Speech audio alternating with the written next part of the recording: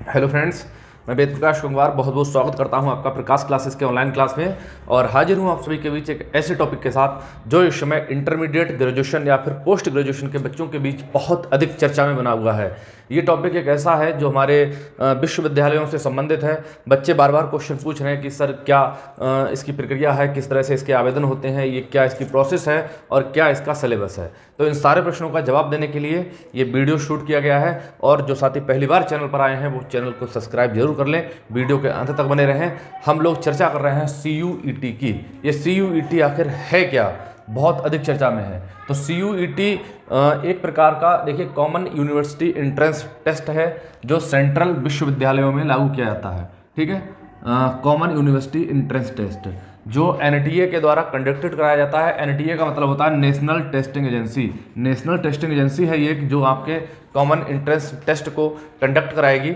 और इसके अंतर्गत जो यूनिवर्सिटीज़ आएंगी वो उसमें से कुछ सेंट्रल यूनिवर्सिटीज़ मैंने लिखी हैं जो आपको बता दूं कि किस तरह के विश्वविद्यालय होते हैं, किस तरह की यूनिवर्सिटी होती हैं जो इसके अंतर्गत आती हैं, जिससे आपके अंदर एक सवाल उठ रहा होगा कि कौन कौन सी यूनिवर्सिटी ऐसी हैं जो सेंट्रल यूनिवर्सिटी हैं। तो कुछ यूनिवर्सिटीज़ के नाम लिखे हैं हमने, जिनमें से एक प्रमुख है दिल्ली यूनिवर्सिटी। ठीक है, यहाँ भी यही प्रक्रिया होती है। JNU है, ठीक है, जामिया है, इस्लामिया है, IGNOU इग्नू, ठीक है, BHU बनारस हिंदू यूनिवर्सिटीज़ और AMU।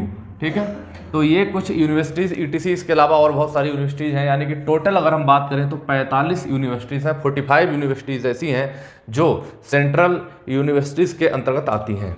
ठीक है, तो इन सभी में स्नातक में प्रवेश लेने के लिए, ग्रेजुएशन में प्रवेश लेने के लिए आपको एक टेस्ट से गुजरना पड़ेगा। वो टेस्ट कहलाएगा CUET, common university entrance test. इससे पहले इन यूनिवर्सिटीज़ में जो प्रवेश होता था वो इंटरमीडिएट की आपकी जो परसेंटेज है उसके आधार पर होता था, यानी कि मेरिट के आधार पर होता था। अब ये प्रक्रिया समाप्त कर दी गई है, क्योंकि पहले ऐसा होता था कि बहुत से बच्चे ऐसे थे जो CBSE बोर्ड से पढ़ के आ रहे हैं, बहुत से बच्चे ऐसे थे जो स्टेट बोर्ड से पढ़ के आ रहे हैं, जैसे UP बोर्ड है, बिहार बोर्ड है, MP बोर्ड है, इस तरीके से। और बहुत से बच्चे ऐसे थे जो ICSE बोर्ड से पढ़ के आ रहे थे। तो सभी की परसेंटेज में अंतर था, बहुत अधिक अंतर होता था। जैसे कि CBSE बोर्ड का बच्चा यदि 99% नंबर लेकर आ रहा है, ठीक है, UP बोर्ड का बच्चा 95% नंबर लेकर आ रहा है, बिहार बोर्ड का बच्चा 96% नंबर लेकर आ रहा है, तो वहाँ एडमिशन किसे मिलेगा? पता लगा कि कट ऑफ CBSE बोर्ड वाले बच्चे की बहुत अधिक है, तो 99% वाले को ही एडमिशन मिलेगा। तो इन सारी प्रक्रियाओं को समाप्त करने के लिए एक कॉमन एंट्रेंस टेस्ट रखा गया है। इसके लिए सभी बच्चे कॉमन रूप से एक टेस्ट देंगे और उस टेस्ट के आधार पर जिसके नंबर अच्छे आएंगे, जिसकी ज़्यादा परसेंटेज रहेगी, वही एडमिशन ले पाएगा। अब देखना ये होगा किस बच्चे के अंदर कुव्वत है जो इस टेस्ट को पास करे। ठीक है, तो ये प्रक्रिया ऑनलाइन आवेदन स्टार्ट हो गए हैं इसके। ठीक है, ऑनलाइन आवेदन जो है आपको NTA की वेबसाइट पर मिलेंगे। NTA नेशनल टेस्टिंग एजेंसी, इसकी वेबसाइट पर आप जाइए, ऑफिशियल वेबसाइट पर, वहाँ आपको आवेदन करने का मौका मिलेगा। और आवेदन की जो प्रक्रिया है वो 2/4/2022 यानी कि 2 अप्रैल से स्टार्ट हो चुकी है और उसकी अंतिम तिथि जो है वो है 30/4/2022, यानी कि 30 अप्रैल तक आप आवेदन कर सकते हैं। और यानी आज 24 अप्रैल है, यानी कि अभी भी आपके पास 6 दिन का वक्त है आवेदन करने के लिए। ठीक है, अब सबसे अधिक प्रश्न आपके दिमाग में ये उठ रहा होगा कि भाई CUET क्यों लागू किया गया, क्या रीजन था इसको लागू करने के लिए। ठीक है, तो इसके पीछे का एक बहुत बड़ा रीजन था कि इससे पहले एक एंट्रेंस टेस्ट और हुआ करता था, वो था CUCET। अब प्रश्न ये भी है कि CUCET आखिर है क्या, ये क्या है? तो इसकी फुल फॉर्म होती है central university common entrance test. ये टेस्ट भी इसी टेस्ट की तरह था, लेकिन इसको जो है लागू कर दिया गया अनिवार्य रूप से, और ये वाला जो टेस्ट था वो अनिवार्य रूप से लागू नहीं था। सरकार ने कहा था कि जो यूनिवर्सिटी चाहे वो CUCET को लागू कर सकती है, यानी कि कॉमन यूनिवर्सिटी एंट्रेंस टेस्ट करवा सकती है, और चाहे तो इंटरमीडिएट की मेरिट के आधार पर भी एडमिशन कर सकती है। तो ये सारी प्रक्रियाओं से गुजरने के लिए केवल 14 यूनिवर्सिटीज़ ही ऐसी हैं जो इस एग्ज़ाम को कंडक्ट करा रही थी, यानी कि वो CUCET का टेस्ट करवा रही थी और एडमिशन ले रही थी। लेकिन बहुत सी यूनिवर्सिटीज़ ऐसी थी जो इस टेस्ट को नहीं करवा रही थी, वो केवल इंटरमीडिएट के अंकों के आधार पर ही एडमिशन ले रही थी। ठीक है, तो इस सारी प्रक्रियाओं को समाप्त करने के लिए CUET को अनिवार्य रूप से लागू कर दिया गया कि हमारे देश में जितनी भी यूनिवर्सिटीज़ हैं, सेंट्रल यूनिवर्सिटीज़ हैं, वो सभी CUET का टेस्ट जरूर करवाएंगी, कॉमन एंट्रेंस टेस्ट जरूर करवाएंगी और उसी टेस्ट के आधार पर एडमिशन देंगी। ठीक है, तो यही कारण था कि CUET को लागू किया गया। और मैंने अभी आपके लिए बताया था कि जैसे मान लीजिए कि CUET की जो अंतर्गत जो यूनिवर्सिटीज़ आ रही हैं उनमें एक हमारी है दिल्ली यूनिवर्सिटी। मान लीजिए किसी बच्चे को दिल्ली यूनिवर्सिटी में प्रवेश लेना है और वहाँ जो है लास्ट कट ऑफ जो गई है वो 99% गई है, यानी कि 99% तक के जिन बच्चों के नंबर हैं वो एडमिशन ले सकते हैं और इससे कम नंबर वाले एडमिशन नहीं ले सकते हैं। तो यहाँ कौन आएगा? मैंने आपको बताया था कि जैसे CBSE बोर्ड का बच्चा है, ठीक है, और उसने जो है 99% स्कोर कर दिया इंटरमीडिएट में। यूपी बोर्ड का बच्चा है, ठीक है, उसने 95% लेकर आया। बिहार बोर्ड का बच्चा है, ठीक है, वो 96% नंबर लेकर आया। या किसी MP बोर्ड का बच्चा है, ठीक है, वो 94% नंबर लेकर आया।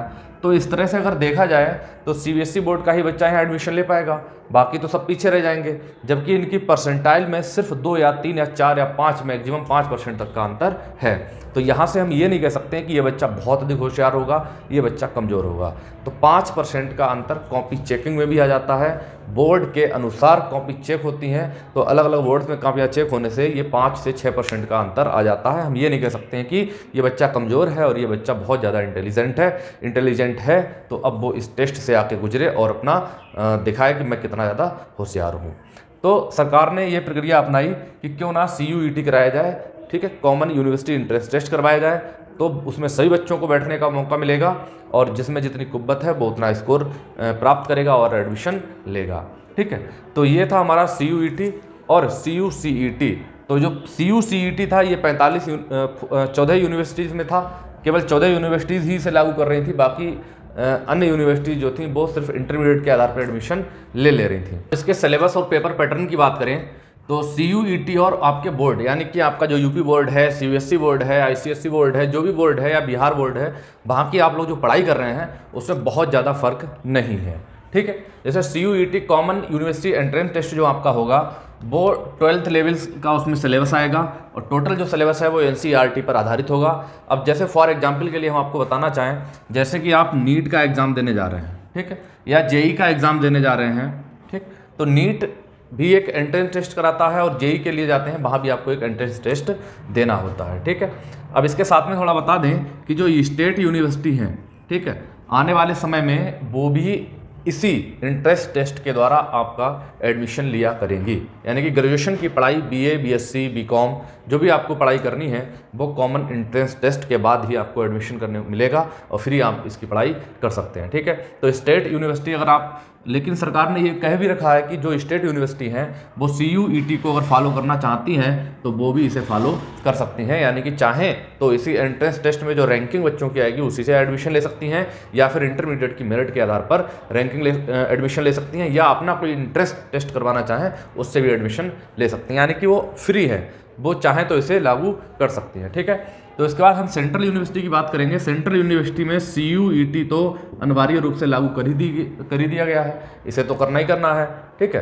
तो जैसे आप नीट या JEE का एंट्रेंस टेस्ट देने जा रहे हैं, तो मान लीजिए कि 50 बच्चों ने एंट्रेंस दिया। अब 50 बच्चे एंट्रेंस दे रहे हैं तो उनमें से मैक्सिमम हम ये मान सकते हैं कि एक ही बच्चा सेलेक्ट होगा, यानी कि वहाँ 1:50 रहेगा। 50 ने टेस्ट दिया तो एक ही सिलेक्ट होगा, एक का ही एडमिशन होगा, या 60 ने दिया तो भी एक ही होगा, तो 1:7 का रेशियो रहा।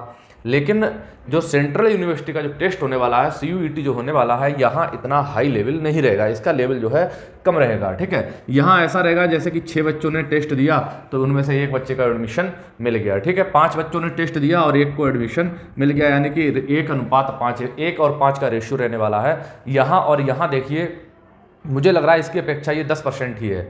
जो नीट का एग्ज़ाम होगा, जो JEE का इंट्रेंस होता है, नीट का इंट्रेंस होता है, उसकी अपेक्षा यहाँ पे बहुत थोड़ा रेशियो है, बहुत ज़्यादा टफ लेवल का एग्ज़ाम नहीं है। लेकिन उन्होंने कहा कि जो पेपर पैटर्न होगा आपका, जो पेपर पैटर्न है वो 3 सेक्शन में डिवाइडेड इनटू 3 सेक्शन, 3 सेक्शनों में विभाजित होगा। उसमें पहले सेक्शन में लैंग्वेज आएगी, ठीक है। लैंग्वेज भी 2 कॉलमों में डिवाइड होती है, जिसमें पहले सेक्शन में उन्होंने 14 लैंग्वेजेस रखी हैं और दूसरे सेक्शन में 18 लैंग्वेजेस रखी हैं, ठीक है। तो उनमें से कोई एक आपको चूज करनी है, तो आप यही मान सकते हैं कि सेक्शन 1 में केवल लैंग्वेज है, जिसमें आप चाहें तो हिंदी चूज कर सकते हैं और चाहें तो इंग्लिश चूज कर सकते हैं, ठीक है। इसमें से 50 प्रश्न आएंगे परीक्षा में, 50 में से आपको 40 प्रश्न हल करने होंगे, ठीक है। और इसका जो समय होगा वो भी 40 मिनट ही होगा, यानी कि 50 MCQ आएंगे बेस्ड NCERT क्लास 10th, यानी कि जो आपके मल्टीपल चॉइस क्वेश्चन जो होंगे वो NCERT 12th क्लास के लेवल के होंगे, यानी कि 11th के लेवल के नहीं होंगे, वो केवल 12th लेवल के होंगे, ये इन्होंने स्पष्ट कहा है। ठीक है, तो 50 प्रश्नों में आपको 40 प्रश्न हल करने हैं। सेक्शन सेकंड जो सेक्शन आता है उसमें डोमेन्स होते हैं। डोमेन्स का मतलब होता है कोई भी अपना प्रॉपर सब्जेक्ट। जैसे आप बीकॉम में एडमिशन लेने जा रहे हैं तो आप कॉमर्स लेना चाहते हैं तो आप कॉमर्स चूज कर सकते हैं। बीएससी में एडमिशन लेने जा रहे हैं तो फिजिक्स केमिस्ट्री मैथ जो भी आपका है वो चूज कर सकते हैं। बीए में एडमिशन लेने जा रहे हैं तो हिंदी इंग्लिश साहित्य जो भी आपका सब्जेक्ट है वो यहाँ पे चूज कर सकते हैं, यानी यहाँ पे आपको अपना सब्जेक्ट चूज करना है। ठीक है, सब्जेक्ट से आपके 50 प्रश्न आएंगे। 50 प्रश्नों में आपको 40 प्रश्न हल करने हैं, कोई भी 40 प्रश्न हल करने हैं, और इसका भी जो समय है वो 40 मिनट ही है, यानी कि सभी सेक्शन का अपना अपना समय अलग अलग डिवाइड कर रखा है उन्होंने। ठीक है, तीसरे सेक्शन की हम बात करें तो तीसरे सेक्शन में जनरल टेस्ट होगा। जनरल टेस्ट का मतलब होता है इसमें बेसिक एप्टीट्यूड आएगा, जनरल एप्टीट्यूड के क्वेश्चन होंगे, यानी कि जिसे हम रीजनिंग के क्वेश्चन भी कह सकते हैं। जीके जीएस होगी, करंट अफेयर्स हो सकता है, इस तरह के कॉमन क्वेश्चन होते हैं। ठीक है, इसमें 75 प्रश्न आते हैं। 75 प्रश्नों में आपको 60 प्रश्न हल करना अनिवार्य होता है। ठीक है, कम से कम आपको 75 प्रश्नों में 60 प्रश्न हल करना अनिवार्य है, बाकी जितना आपको आता है उतना हल करिए। ठीक है, इसमें भी जो समय आपको मिल रहा है वो 60 मिनट का ही समय मिलेगा, यानी कि तीनों सेक्शन का अलग अलग समय डिवाइड है, अलग अलग क्वेश्चंस हैं, अलग अलग क्वेश्चंस हल करने हैं। ठीक है, ये आपका जो है MCQ based NCERT class 12th पर आधारित रहेगा। इसमें अब बात करते हैं फीस की। बच्चे पूछ रहे थे सर फीस क्या होगी, तो फीस आप जब ऑनलाइन फॉर्म सबमिट करेंगे तो आपको वहाँ एक फ़ीस जमा करनी होगी, जो जनरल ओबीसी बच्चों के लिए अलग है, एससी एसटी वालों के लिए अलग है, गर्ल्स के लिए अलग है, इस तरीके से फिर अलग अलग देगी, 800-500 इस तरीके से है। तो जो भी फीस जाएगी वो आपको पे करनी होगी। उसके बाद आप जो है तैयारी करिए, आपने जो पढ़ रखा है इंटरमीडिएट में उसे अच्छी तरीके से रिवाइज करिए, उसका रिवीजन करिए, उसे पढ़िए। उसके साथ साथ में किसी भी चैनल से, मैं ये नहीं कह रहा आप मेरा चैनल सब्सक्राइब करिए, आपको ठीक लगे मैंने सही जानकारी दी है तो चैनल को सब्सक्राइब करिएगा। ठीक है, बेल आइकन दबा लीजिए। बाकी बहुत सारे यूट्यूब चैनल हैं जो आपको इस तरह की तैयारी करवा रहे हैं, आप उनसे जुड़ के आप तैयारी को अपना पूरी कर सकते हैं। ठीक है, बाकी जो बच्चे जो है रीजनिंग वगैरह है और जीके जीएस है वो हमारे चैनल से भी पढ़ सकते हैं। तो बाकी अन्य कोई जानकारी है तो हम जरूर बताएंगे, और अगर आपका कोई क्वेश्चन है तो कमेंट कीजिएगा, कमेंट का हम जवाब अवश्य देंगे। मिलते हैं नेक्स्ट वीडियो में। जय हिंद दोस्तों।